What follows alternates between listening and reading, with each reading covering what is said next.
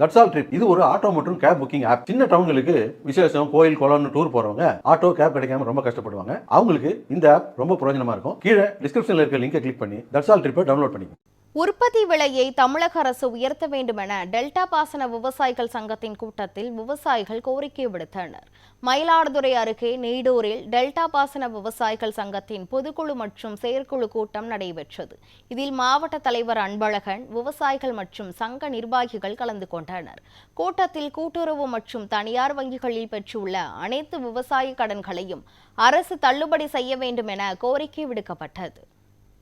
கூட்டுறவிலும் தனியார் வங்கியிலும் கடனை தள்ளுபடி செய்ய வேண்டும் என்று மெயினாக இந்த கோரிக்கையை நாங்கள் வலியுறுத்தி கேட்கிறோம்.